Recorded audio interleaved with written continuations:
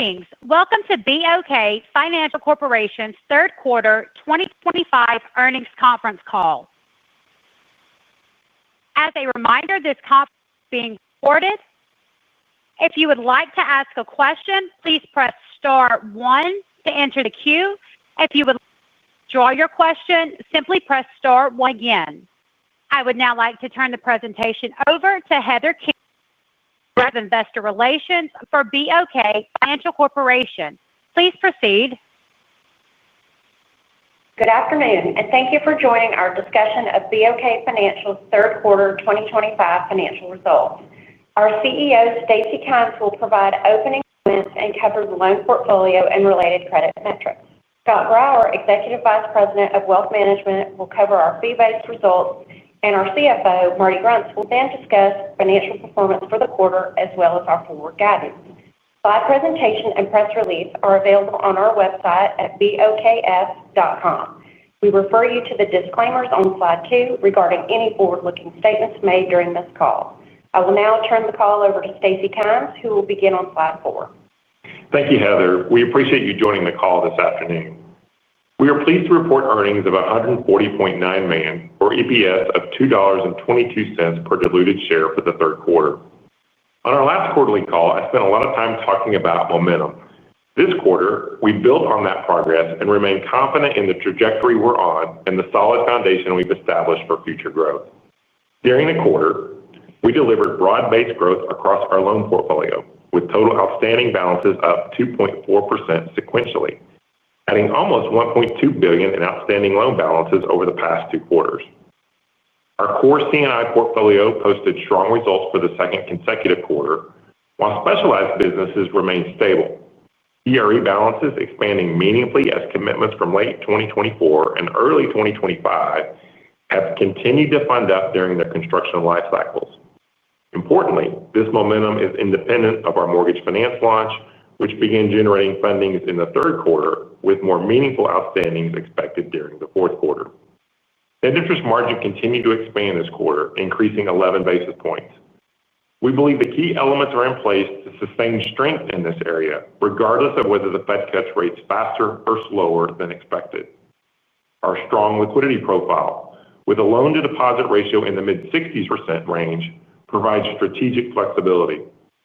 Going into this interest rate cutting cycle with a strong liquidity profile should enable us to achieve effective pricing outcomes. This positions us well to build upon our already attractive early cycle total liability beta. Our balance sheet remains relatively neutral to interest rate risk, which is consistent with our long-held philosophy of managing rate risk. This neutral positioning helps protect margin whether cuts are more or less aggressive than anticipated. Importantly, while we are neutral to interest rates, we are not neutral to the shape of the yield curve. Current market implied forward suggests the yield curve will continue to steepen over the next 12 months. This should provide a further tailwind to margin. Fee income was another solid contributor to overall performance this quarter, growing 3.6% sequentially.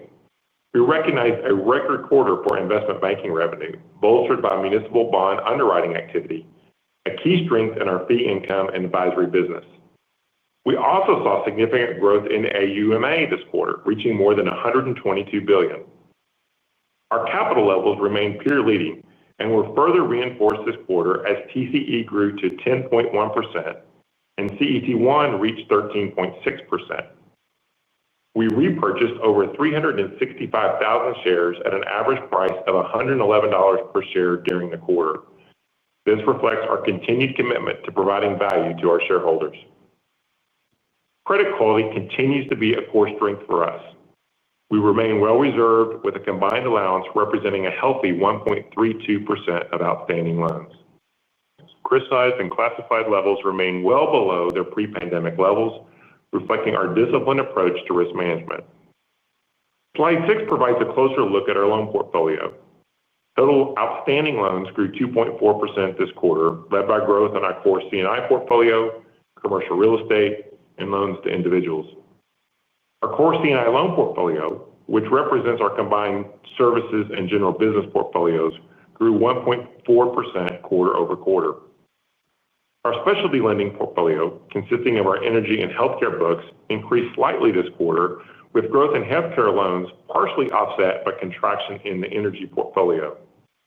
Healthcare loans increased 1.8%, driven by strong origination activity, particularly within the senior housing space.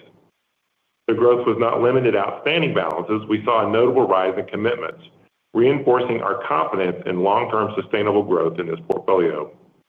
This is despite normal refinancing churn. Both of our specialized lending books continue to demonstrate resilience, supported by healthy pipelines that indicate sustained performance ahead. Our CRE business increased 4.2% quarter-over-quarter, with growth covering multifamily, industrial, office, retail, and construction. We expect growth in outstanding balances to continue for the remainder of the year as our commitments established in the previous few quarters fund up. We remain well below our internal concentration limits on this portfolio. Let's move to slide 7. I'll keep this brief. Credit quality continues to be very strong. NPAs not guaranteed by the U.S. government decreased $7 million to $67 million. The resulting non-performing assets to period-end loans and repossessed assets decreased 4 basis points to 27 basis points. Committed criticized assets increased this quarter, but remained very low relative to historical standards. We had net charge-offs of $3.6 million during the quarter, averaging 2 basis points over the last 12 months. Importantly, the limited charge-offs we've seen recently show no patterns or concentrations that raise concerns about specific business lines or geographies. Looking ahead, we expect net charge-offs to remain well below historical norms. We took a provision of $2 million this quarter, primarily reflecting loan growth. Our combined allowance for credit losses is $328 million, or 1.32% of outstanding loans, which is a healthy reserve level.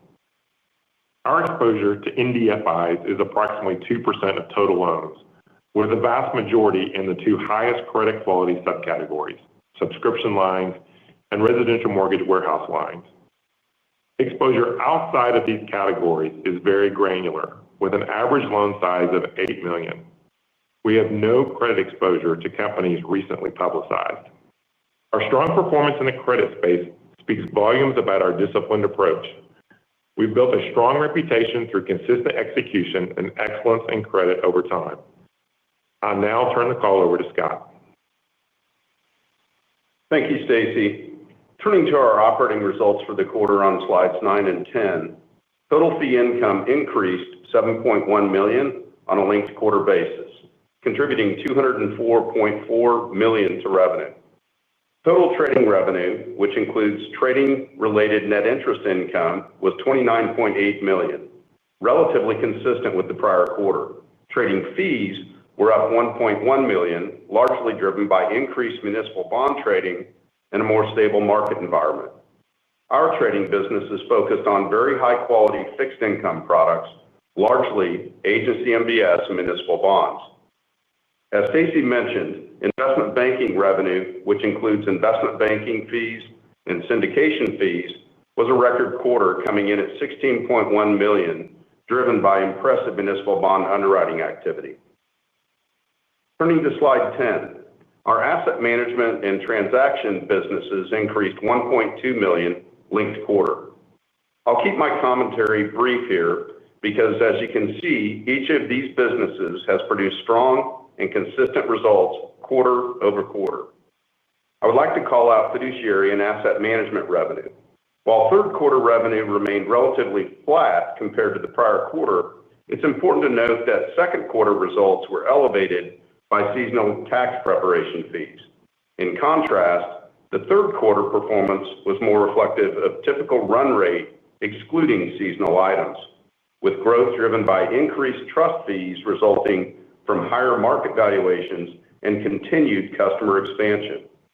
AUMA grew 4.1% to $122.7 billion in the third quarter, the highest quarter on record. We're very proud of the stable fee engines we have built here over many years. And now I'll hand the call over to Marty to cover the financials. Thank you, Scott. Turning to slide 12, net interest income increased $9.5 million and reported net interest margin expanded 11 basis points. Excluding trading, core net interest income increased $11.3 million, and core margin grew 4 basis points, driven by several factors. First, fixed-rate asset repricing in both the securities portfolio and the fixed-rate portion of the loan portfolio. Second, incremental deposit repricing opportunities in both CDs and interest-bearing core deposit categories. And third, growth in loans and deposits. Since Q2 of 24, core margin has grown 22 basis points in total, which is an average of 4 to 5 basis points per quarter. We expect those drivers to continue to support both margin and NII growth in future quarters. Looking at headline net interest margin growth of 11 basis points, and specifically the 7 basis point incremental growth over the 4 basis points we saw in core margin, that was largely driven by the denominator effect of the decline in the average balance of the trading book quarter over quarter. Given the thinner spread on the trading book, the NII impact of the balance decline was very small. We typically expect average trading assets to be near the levels we had in the third quarter, although from time to time our desk will hold more or less driven by market conditions and expectations of customer demand. Turning to slide 13, total expenses increased $15.3 million. Personnel expenses were up $11.6 million. Regular compensation increased $3.1 million, largely reflecting transitional payments as we realign our workforce to meet the current and future needs of the business. Incentive compensation costs grew $7.9 million, with $5.4 million related to cash-based incentives reflecting stronger underwriting and loan origination activity. The remaining $2.5 million increase reflects higher deferred compensation costs, which are offset in other gains and losses. Deferred compensation expense totaled $5.8 million for the quarter. Non-personnel expense rose $3.6 million, mainly due to mortgage banking costs. Last quarter's expenses there were lower than normal seasonal trends due to lower levels of mortgage servicing-related expenses. Slide 14 provides an update on our outlook for full year 2025. We have tightened up our ranges for most categories since we are farther through the year. Loan growth has been robust over the last 2 quarters, and our pipelines are strong across both C&I and CRE. We feel very good about our full-year loan growth projections of 5 to 7%. For net interest income, we expect $1.325 to $1.35 billion. And for fees and commissions, we expect $775 to $810 million, reflecting good momentum in that set of businesses. Our guide for total revenue is mid-single-digit growth versus prior year. As a reminder, I will note interest rate levels and especially curve steepness can affect the geography of total trading revenue between NII and fees, but that shift would be neutral to total revenue.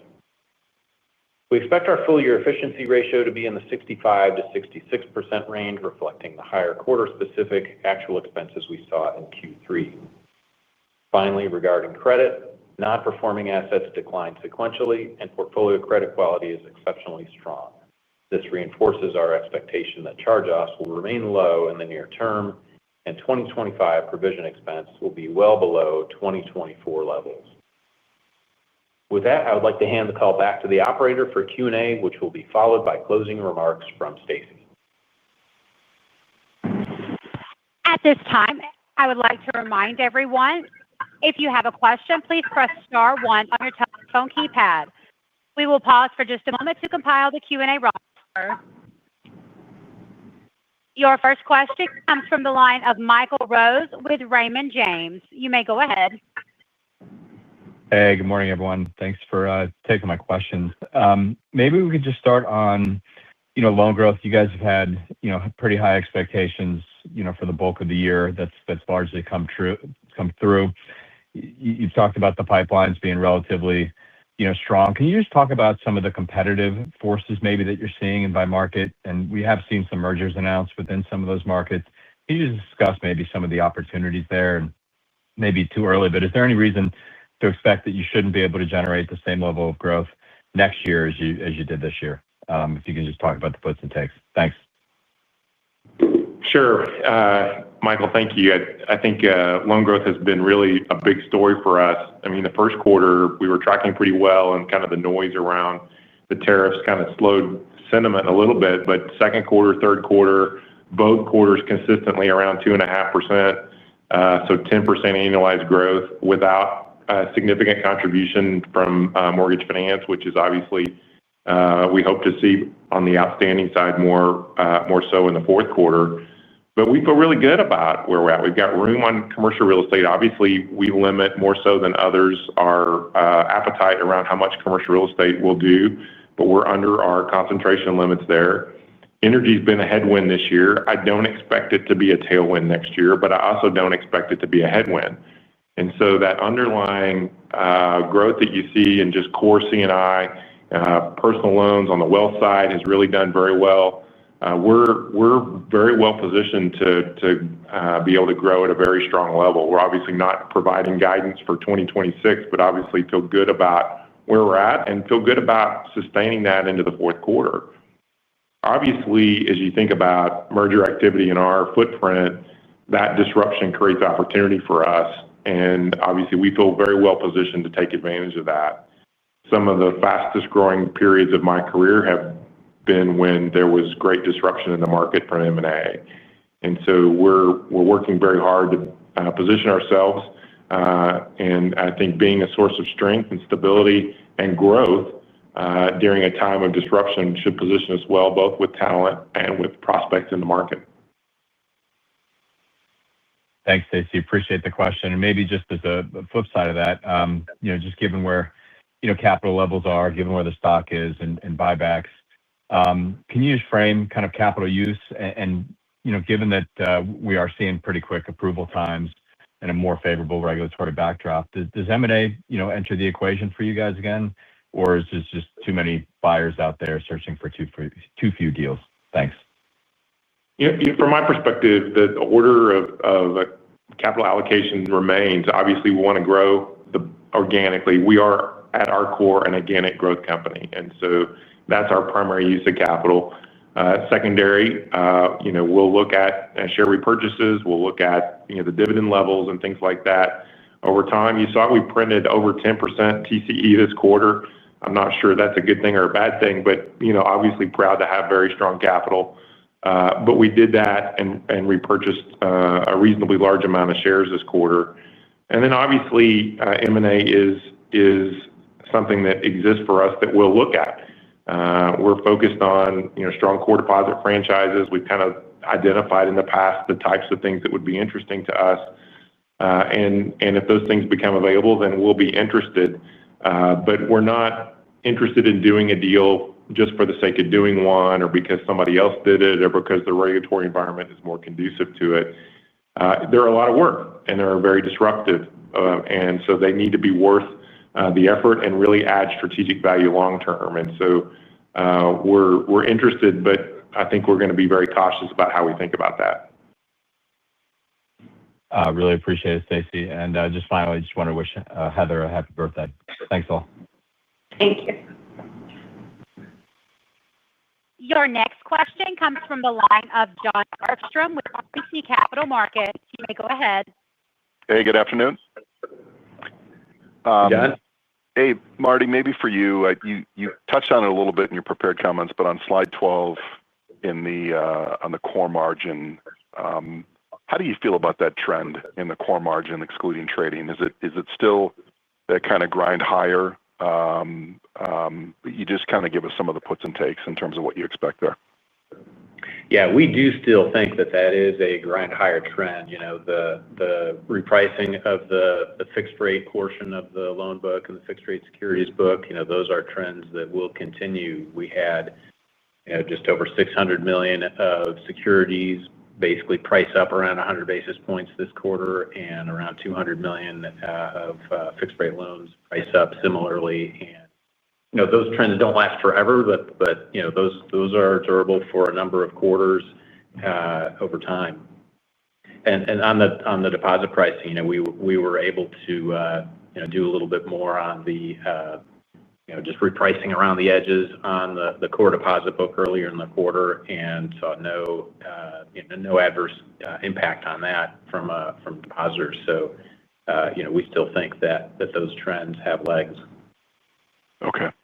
And then you're also saying the trading book probably stays relatively flat in the fourth quarter. Is that right?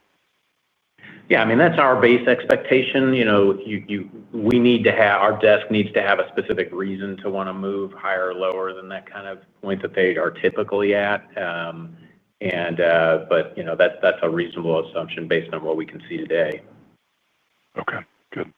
And then Stacy, you mentioned it a couple of times, so I want to give the opportunity to talk about it. But you talked about the mortgage finance launch and that business funding up and maybe making contributions, greater contributions in the coming quarters. Can you talk a little bit more about what's possible there in the timeline so we can understand that? Sure. So I think we previously talked about having $500 million in commitments by the end of the year. I think that's very doable. I think the utilization there will be plus or minus 50%. As it matures, we'll kind of get a better feel for that. But that's kind of how we're modeling it today. I think we ended the third quarter with about $70 million plus or minus in the mortgage finance loans outstanding, and so that kind of gives you a little bit of the runway. Obviously, we intend to grow that, and so we expect as we get out into 2026 that the commitment level will increase pretty materially from there. We're very comfortable with that. The recourse there, the nature of the collateral and how we perfect on the collateral makes it a very safe lending aspect for us that we like.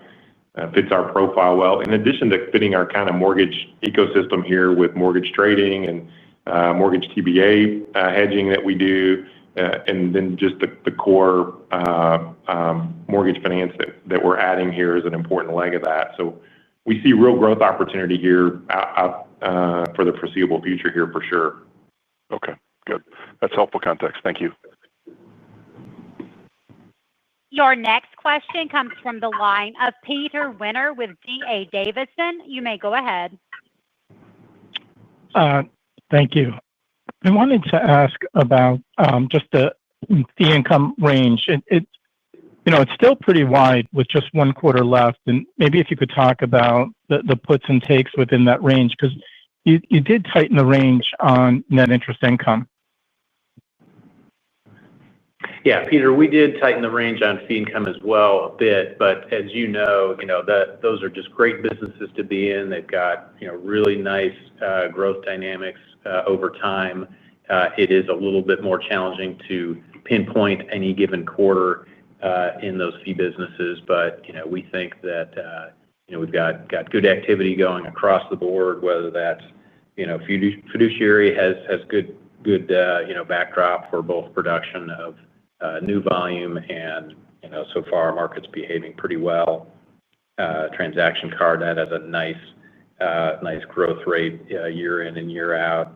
Brokerage and trading, that's the most difficult to really be able to give any solid guidance on. But I will say this, with the expectation for some lower rates in the fourth quarter, that at least gives you a constructive backdrop for that line of business.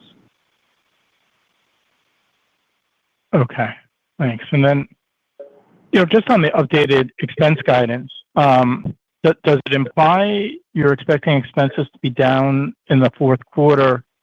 And if you could provide maybe some expense growth color for next year, just would you expect expenses to moderate? And I guess what's a normal expense growth rate for BOK?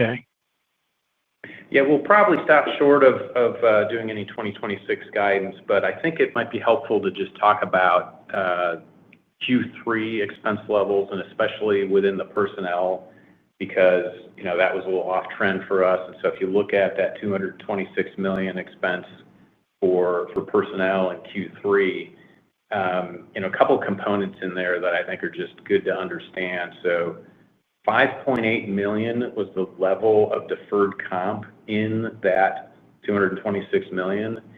And as you know, Peter, deferred comp, some quarters that's positive, some quarters it's negative, the average is small, but it's truly inconsequential to EPS because it is always offset in the other gains and losses. And so, if you're going to, some people adjust out the gains and losses in total, but if you do that, you really have to adjust it out of personnel anyway. In fact, when we do our guidance, we leave it out of both sides. The $5.8 million, that doesn't recur. That's some quarters up, some quarters down. That's one deferred comp. Two, there's a little bit of workforce realignment there, so that's nearly $3 million in the current period. You want to be thoughtful about that. Third, the incentive comp, $5.1 million cash incentive comp, higher quarter-over-quarter. That's production driven, some iBanking, some loan production, and really throughout the wealth business and other business. That's kind of spread throughout the company. That'll give you a little bit of sense for how to think about that Q3 number going forward. Okay. Just one last question, Stacy. I'll give it a shot. I just want to follow up with John's question with the mortgage finance. I'm wondering if you could put some guardrails around materially higher next year. It just seems with the Fed starting to cut rates, really could be a significant grower for you next year. I agree with that assessment. I think that, I indicated, be 500 commitments by the end of the year, roughly 50% utilization, and then materially higher in 2026. Obviously, we're going to be very careful here about providing any 2026 guidance because we're not prepared to do that. We'll do that when we get together in January. We'll provide very detailed guidance around that. We're obviously very optimistic. We have a strong appetite to grow it. We believe it's very low credit risk. I think you'll see us be very open about growing that very aggressively in 2026. Okay. Thank you. Our next question comes from the line of David Chiaverini with Jefferies. You may go ahead. Hi, thanks. I wanted to follow up on Peter's question there. To ask it a different way, how high as a percent of loans could mortgage finance eventually get, say, over 2 to 3 years? We typically look at, if you look at kind of the areas that we have our concentrations in, we think about things in terms of percent of capital.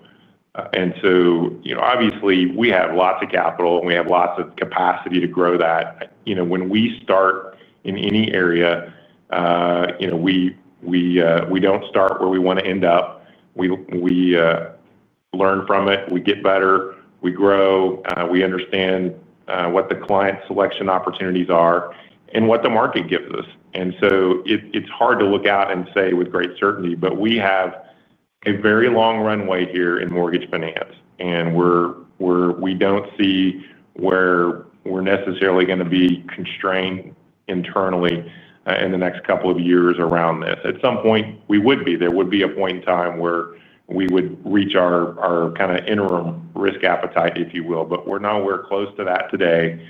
We're very excited about the possibilities here and see a pretty long runway to grow it. In terms of the competitive environment for mortgage finance, are you seeing competitors pull back from that business at all?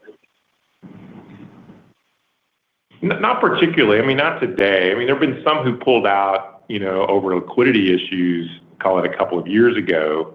If you think about the environment, specifically to today, not necessarily, although, it does fall under the non-depository financial institution lending. I think that there will be folks who look at that and think about that maybe a little bit differently because of the scrutiny that's evolved from that. This is one of the most secure areas of lending in our view, no matter how it's classified, that we can do. We feel very, very comfortable with that. We are bringing to market a very experienced team, a very strong leadership group who's well known by the participants in the market. We have synergies with our existing businesses that most do not have. With our mortgage trading business, with our mortgage TBA hedging business, there's enormous synergy with the same clients that are our mortgage finance prospects. We really think there's enormous opportunity here where 1 + 1 is 3. Mortgage finance is going to grow on its own, but we also think it will enhance other businesses as well. Frankly, even on the treasury side, the cash management side, the corporate treasury side, we're seeing opportunities that perhaps we didn't foresee as we entered this business.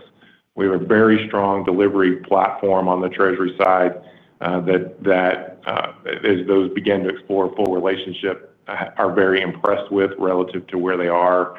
And so we're seeing much more traction there than perhaps we anticipated. So we talk about the loans, and I understand why. They're a strong driver of earning assets. But this is about a complete and full relationship. And so that's part of why we've entered this business in the way we have, with hiring a very experienced team, investing in the technology tools to be successful. And so I think you're going to see a lot of success here. Thanks very much.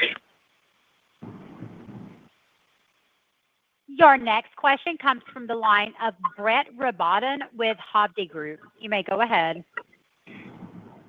Hey, good afternoon, everyone. Thanks for the question. Wanted to just go back to loan growth, and I noticed that you guys grew quite a bit in office this quarter. And so I was just curious if you were seeing opportunities where others maybe were trying to reduce exposure relative to certain CRE buckets, kind of given you're a lot lower relative to some peers on concentration, and then maybe just any other segments that you're seeing people pull back from, whether it be multifamily or construction, that might also be an opportunity. Yeah, I would say office is really consistent with where it was the same quarter a year ago. I mean, the balances are going to ebb and flow a little bit from period to period just based on activity. We're not afraid of office. Obviously, it depends on who the tenants are, what the lease roll looks like, the term of the leases, those types of things. I think, much like there was everything was going to go away in retail because of Amazon, that didn't prove to be true. I think office is going to prove to be a better class than people originally were concerned about because of changing work preferences. But I think people are returning to the office. Workspace is important. And we're not leading with office per se, but for the right deal, for the right opportunity, with the right tenant profile, we are in the business of making office loans. And so you see a little bit of that this quarter. Obviously, our focus is multifamily and industrial primarily, and we're seeing good opportunities there. We see kind of a good runway to kind of fill out the bucket, if you will, in commercial real estate and continue to grow the outstandings there. Okay. That's helpful, Stacy. And then the other question I wanted to ask was just around the strong growth this quarter and really the past year in AUMA, and just how much of that might be the market versus new clients, new customers, any fee changes that might drive the revenue relative to flattish going forward, 3Q to 2Q. Sure. So this quarter specifically, as we have on slide 10, we're getting both. And, we have a fair amount of planned distributions and natural churn in that business. So our actual new asset attraction is significant. But if you look at the net at the end of the quarter, it was half and half.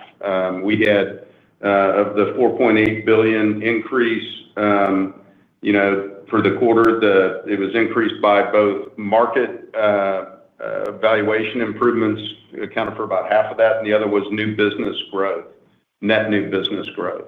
So it's a combination of the two. We feel good about, and it's really across the broad spectrum. It's safekeeping assets, it's fiduciary assets across all the business lines inside of wealth, from retail brokerage to the institutional side. Okay. That's helpful. I appreciate the color, guys. Thank you, Brett. Your next question comes from the line of Woody Lay with KBW. You may go ahead. Hey, thanks for taking my question.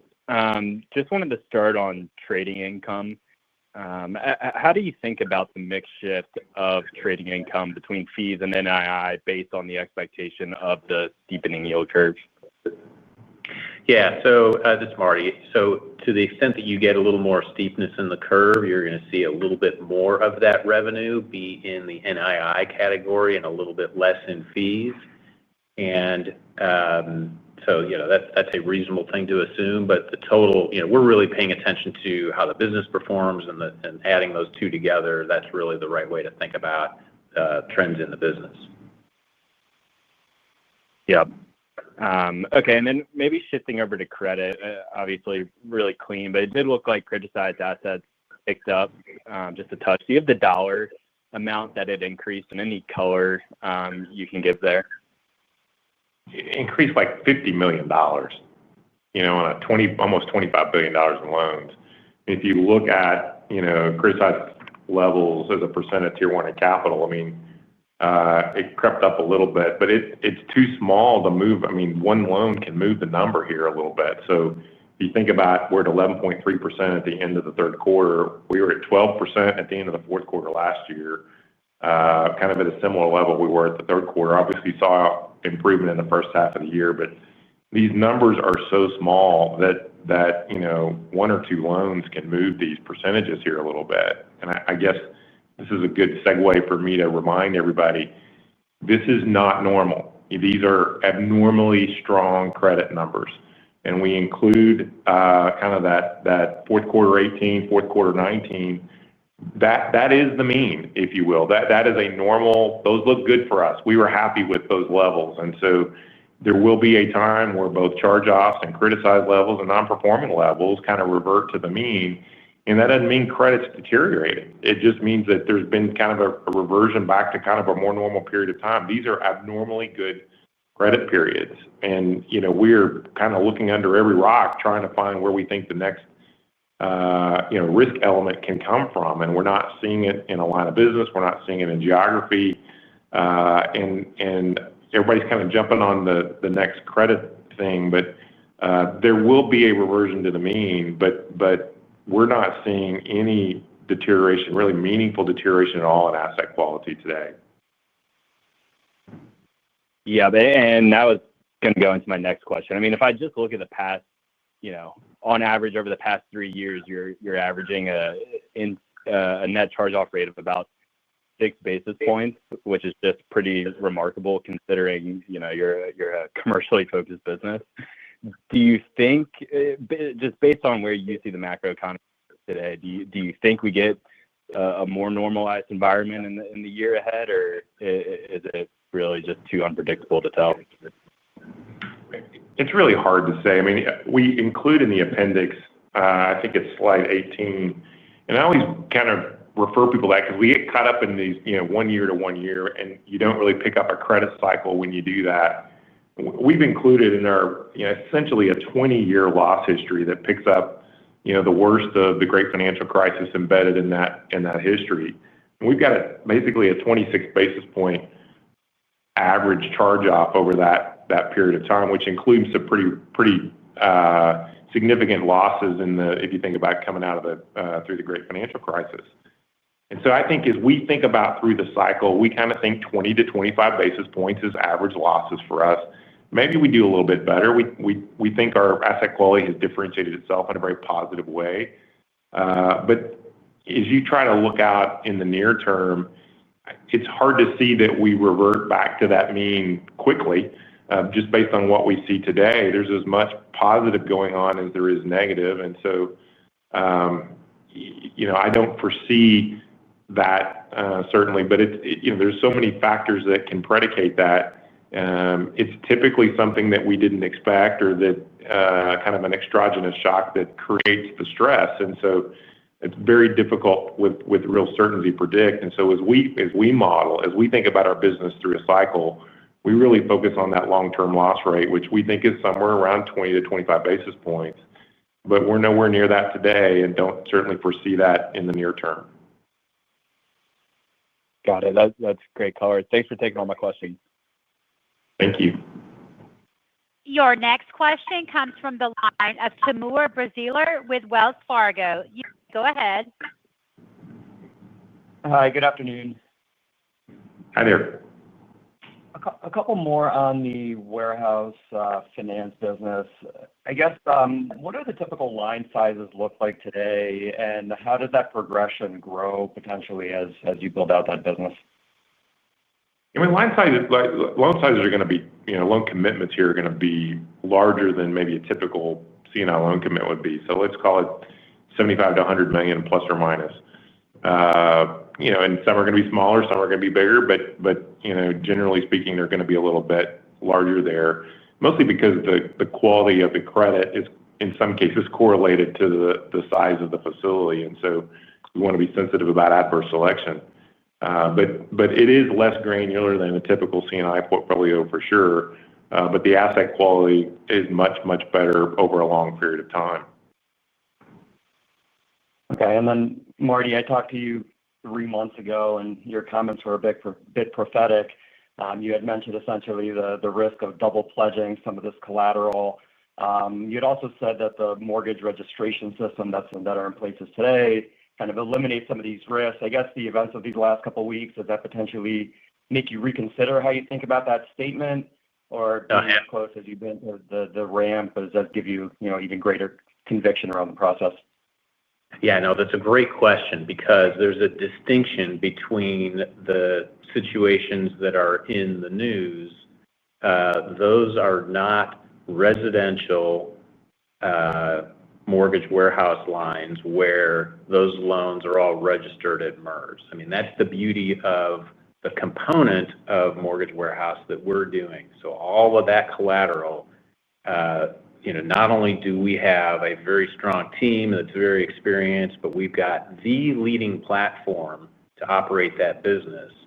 And that gives us the ability to ensure that all the individual loans, we have clear title to all the loans that are securing our warehouse line through MERS. And so there are other flavors of warehouse finance that aren't like that. But what we're doing is 100% what I just described, where our ability to have clear line of sight on title so that we know we've got those loans as collateral. Not only that, we've got the ability to deal with them if we ever needed to, just given the talent we've got on board.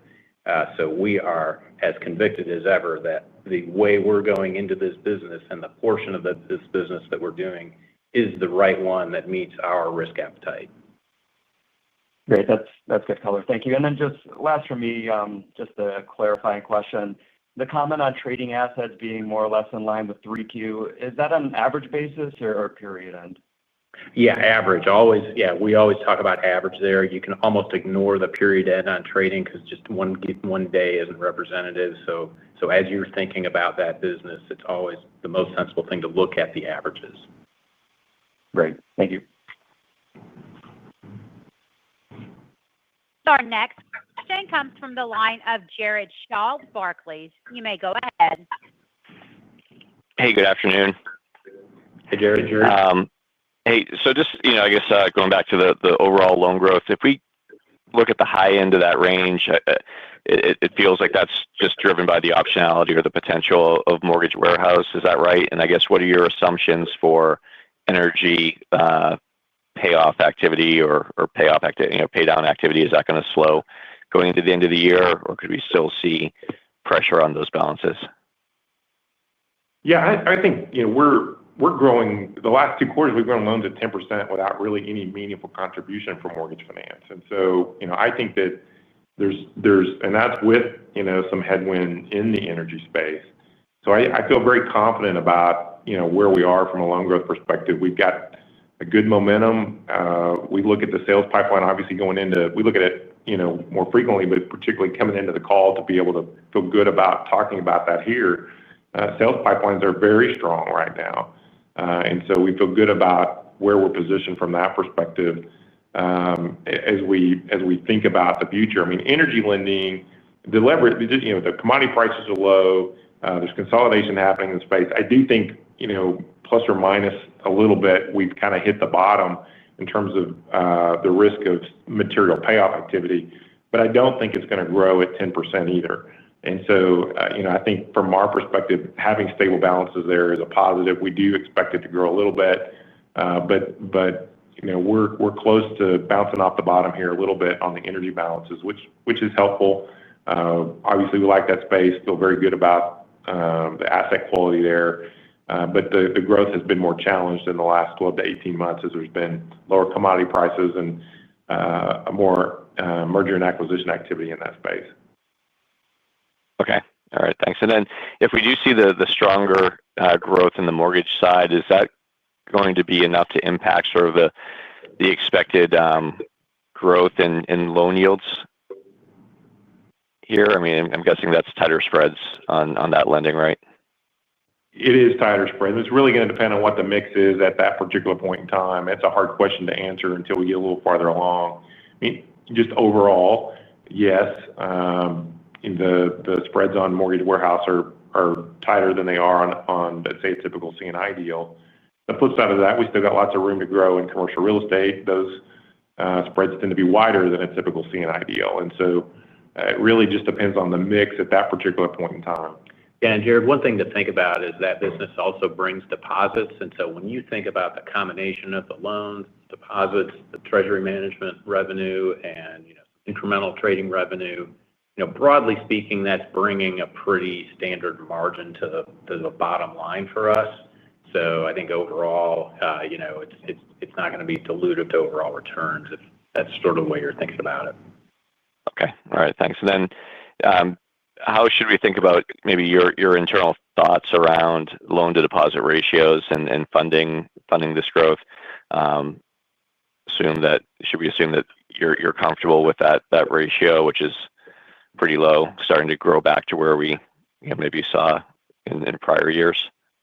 Yeah, we have as you know, and as you just said, very strong loan to deposit ratio. That can drift up, and that's fine. That's not our central. Our central case is that we'll continue to grow loans, we'll continue to grow deposits. Maybe loans are a little higher than the deposits, and that could drift up, and that'd be fine. But we've got a lot of balance sheet flexibility, and that'll put us in very good position for the next couple of years. Thanks a lot. Your final question comes from the line of Matt Olney, Stephens. Okay, go ahead.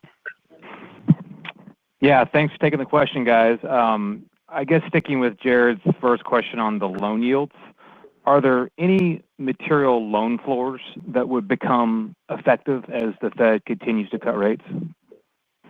Yeah, not really. I mean, and certainly, in these, we still have pretty high rates here in the grand scheme of things. So yeah, floors are not going to be a factor in the foreseeable future. Okay.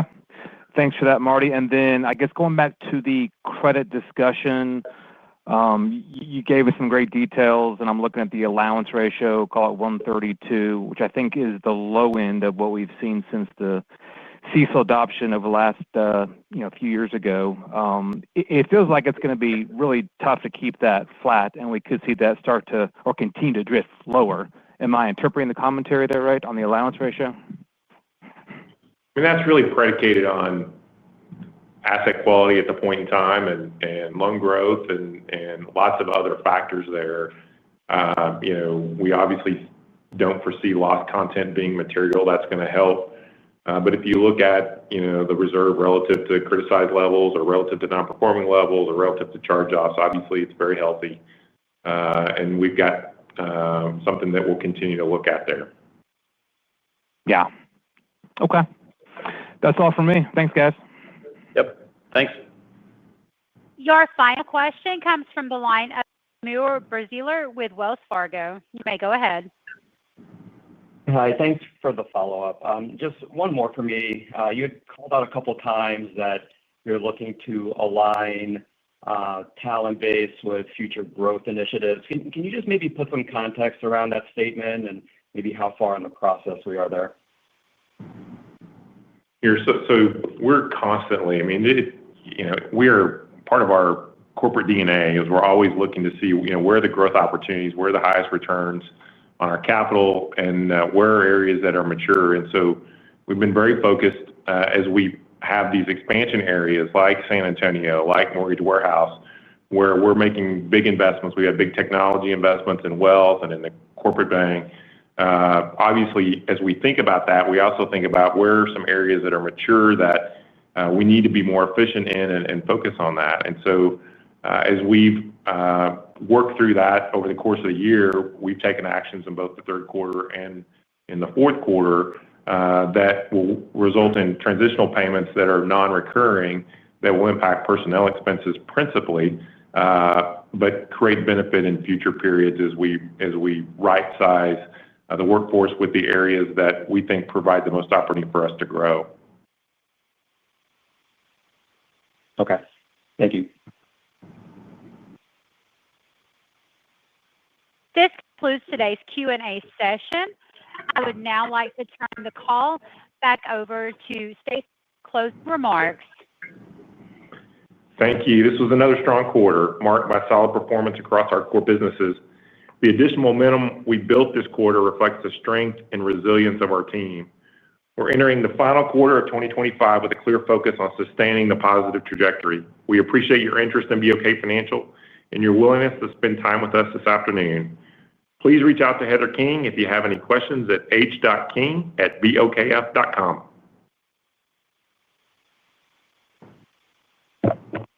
This concludes today's conference call. You may disconnect.